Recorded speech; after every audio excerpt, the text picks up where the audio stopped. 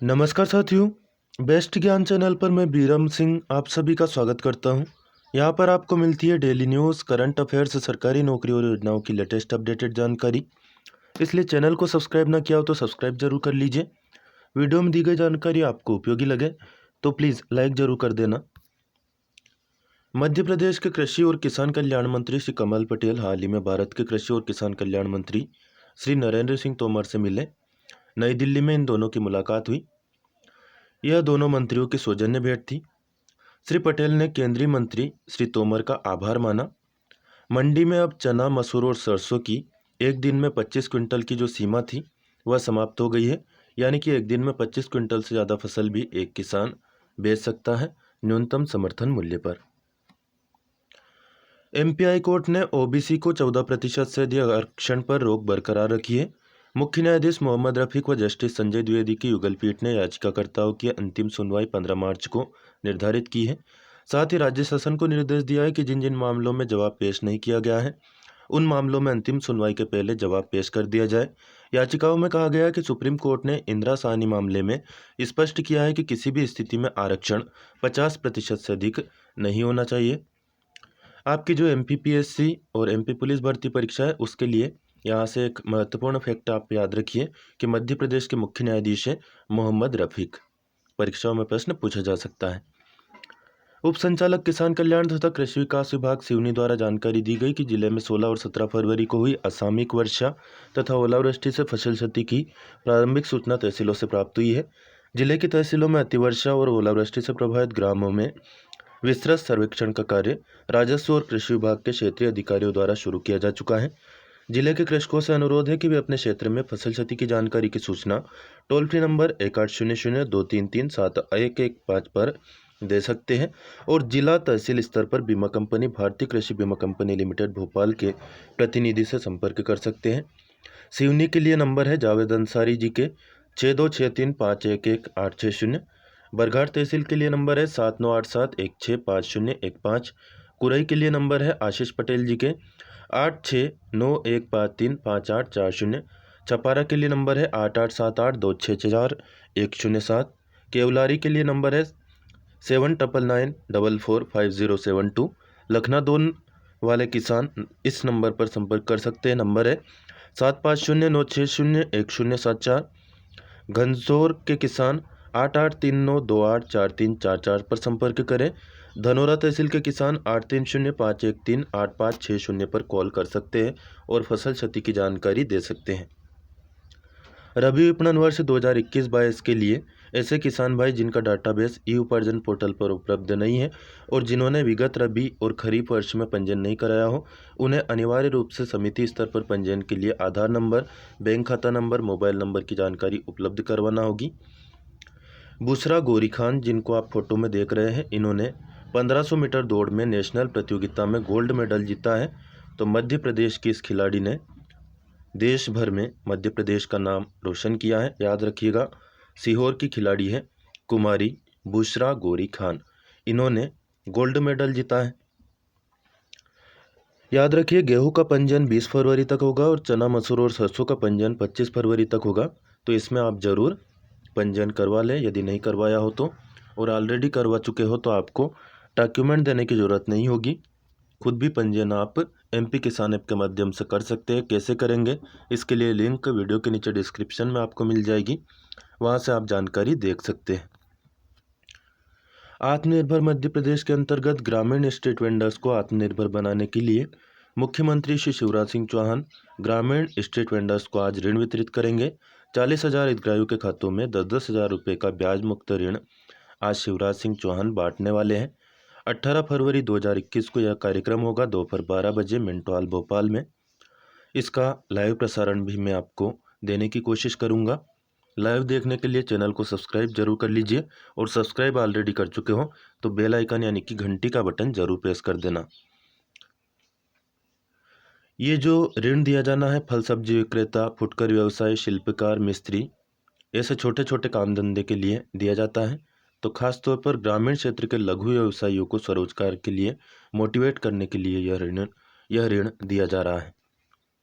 प्रदेश कांग्रेस अध्यक्ष कमलनाथ जी के आह्वान पर पेट्रोल डीजल और गैस के बढ़ते दामों के विरोध में कांग्रेस ने बंद का आह्वान किया है। 20 फरवरी को मध्य प्रदेश बंद। अब सिलेंडर 775 रुपये में मिल रहा है, 1 अक्टूबर को 600 रुपये में मिलता था।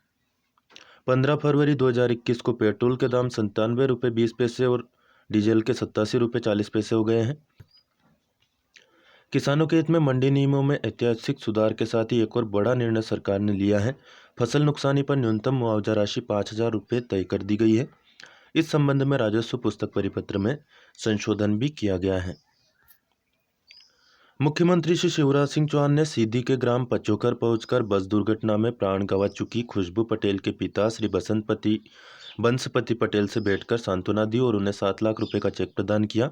श्री चौहान ने बस हादसे में लोगों की जान बचाने वाली बेटी शिवरानी को धन्यवाद दिया। श्री चौहान ने कहा कि तात्कालिक रूप से रोड डेवलपमेंट कॉरपोरेशन के डीएम, एजीएम व मैनेजर को सस्पेंड कर रहा हूं। बस में सीमा से अधिक यात्री थे, इसलिए संबंधित आरटीओ को भी सस्पेंड कर रहे हैं।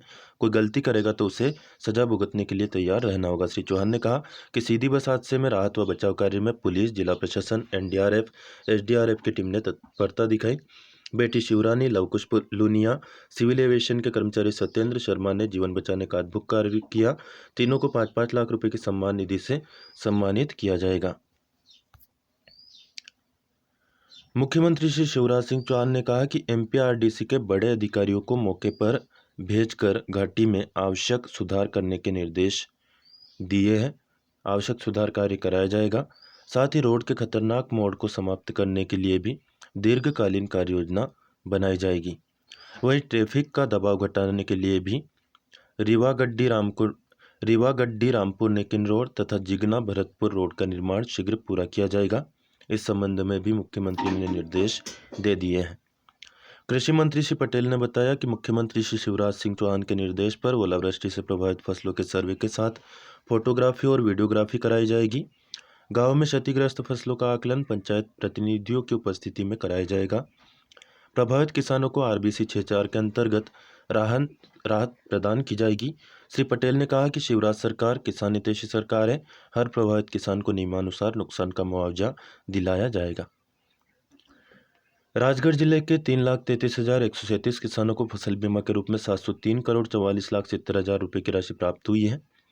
ब्यावरा के 24,641 किसानों को 64,06,66,000 रुपये, जीरापुर के 30,878 किसानों को 95,82,85,000 रुपये, खिलचीपुर के 26,587 किसानों को 55,60,87,000 रुपये, कुजनेर के 19,704 किसानों को 47,48,63,000 रुपये, नरसिंहगढ़ के 69,023 किसानों को 138,93,55,000 रुपये, पचौर के 45,086 किसानों को 99,10,37,000 रुपये, राजगढ़ तहसील के 20,778 किसानों को 47,69,69,000 रुपये की राशि, सारंगपुर के 58,971 किसानों को 99 करोड़ की राशि मंजूर हुई है। टेलीकॉम कंपनियां आगामी 1 अप्रैल से अपनी दरों में बढ़ोतरी करने जा रही है। जी हाँ दोस्तों, अब आपको बैलेंस और भी ज़्यादा का डलवाना पड़ सकता है। Investment information and credit rating agency ICRA की रिपोर्ट में दावा किया गया है। इस रिपोर्ट के मुताबिक टेलीकॉम कंपनियां अपने राजस्व को बढ़ाने के लिए तैयारी कर रही हैं और यह कदम उठा सकती है कि टैरिफ की दरों में वृद्धि कर सकती है। और यह टैरिफ की जो दर होगी उसमें वृद्धि की हम बात करें तो 10 से 13% की वृद्धि टेलीकॉम कंपनियां करना चाहती हैं। इसका मतलब यह हुआ कि फ़िलहाल यदि 1 महीने या यूँ कहें कि 28 दिन ही कर दिया गया है महीने को, तो 28 दिन के लिए जो पैक आप 200 रुपये में डलवाते हैं उसके लिए हो सकता है आपको 220 रुपये तक राशि देनी पड़े। 220 से 225 रुपये तक की राशि देनी पड़ सकती है।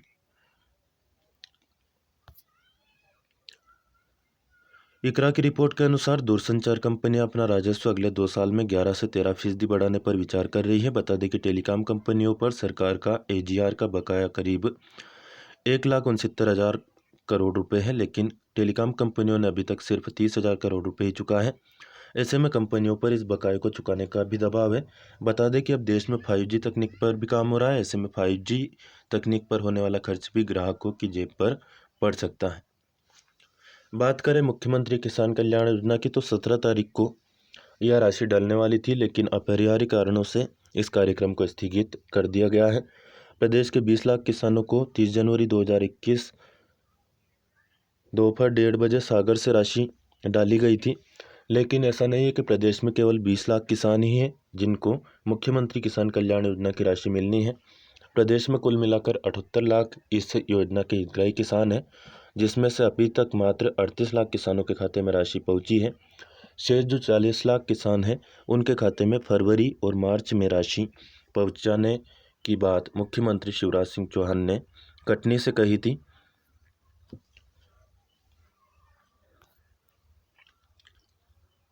प्रदेश की शिवराज सरकार ने एक और बड़ी घोषणा कर दी है। जी हाँ दोस्तों, 7,68,000 लोगों को रोजगार देने की बात मुख्यमंत्री शिवराज सिंह चौहान ने कही है। मुख्यमंत्री शिवराज सिंह चौहान ने हाल ही में वन विभाग की बैठक ली। बैठक में कहा कि प्रदेश के 7 लाख युवाओं को वन विभाग में रोजगार सरकार देने वाली है और इसके लिए केवल 100 दिन का टारगेट रखा गया है, यानी कि 100 दिन के अंदर यह रोजगार प्रदेश के 7 लाख से ज़्यादा युवाओं को मिल सकता है। मुख्यमंत्री शिवराज सिंह चौहान हाल ही में नई दिल्ली में केंद्रीय गृह मंत्री श्री अमित शाह से मिले थे। वहां पर उन्होंने केंद्र सरकार से फसल में हुए नुकसान के लिए मुआवजे के तौर पर 1906 करोड़ रुपए की राष्ट्रीय आपदा राहत निधि से सहायता का अनुरोध किया। आपको बता दें, प्रदेश के 40 लाख हेक्टेयर क्षेत्र में फसलें पूरी तरह नष्ट हो गई थी और मकान आदि अचल संपत्ति को भी बड़ी मात्रा में नुकसान पहुंचा था। हम बात कर रहे हैं खरीफ फसल 2020 का जो नुकसान हुआ था उसकी। केंद्र सरकार ने अभी तक राष्ट्रीय आपदा राहत निधि कोष के अंतर्गत 611 करोड़ रुपए की स्वीकृति दी है। मुख्यमंत्री ने इसका धन्यवाद दिया और शेष 1906 करोड़ रुपए की सहायता राशि शीघ्र जारी करने का अनुरोध किया है। बाढ़ एवं कीट व्याधि से मध्य प्रदेश में जिन जिलों में नुकसान पहुंचा है 33% या उससे अधिक जिन तहसीलों में नुकसान हुआ है वहां पर राशि 891 करोड़ डाली गई थी और जहां पर 25% या अधिक नुकसान हुआ है जिन जिलों की जिन तहसीलों में 5 अक्टूबर 2020 की शासन की एक रिपोर्ट है, उसके अनुसार यह लिस्ट मैं आपको बता रहा हूँ। कुल मिलाकर 40 लाख हेक्टेयर क्षेत्र में नुकसान हुआ है। जैसा कि हमने राजगढ़ जिले की बात की तो यहाँ पर 49,000 हेक्टेयर क्षेत्र में नुकसान हुआ है। इसी प्रकार बात करें देवास जिले की तो यहाँ पर लगभग 3,99,000 हेक्टेयर क्षेत्र में या लगभग 4 लाख हेक्टेयर क्षेत्र में फसलों को नुकसान हुआ है। अभी हाल ही में जो जानकारी प्राप्त हुई है, राजगढ़ के जनसंपर्क कार्यालय से ही फसल बीमा के बारे में जानकारी प्राप्त हो पाई है। अन्य जिलों में इस प्रकार की कोई सूचना नहीं है कि मैं आपको बता पाऊँ, लेकिन एक अंदाज़ा आप लगा सकते हैं कि जिस प्रकार राजगढ़ से जहाँ पर ज़्यादा नुकसान हुआ है वहाँ पर ज़्यादा मुआवजा राशि मिलेगी और जहाँ पर कम नुकसान हुआ है वहाँ पर अपेक्षाकृत कम मुआवजा राशि दी जाएगी। पिछली बार जो राशि शिवराज सिंह चौहान ने उज्जैन से ट्रांसफ़र की थी 891 करोड़ रुपये की राशि ट्रांसफ़र की गई थी, जो कि मात्र 20 जिलों में ही पहुंच पाई थी, जहां पर 33% या उससे अधिक नुकसान जिन तहसीलों में बताया गया था वहां पर।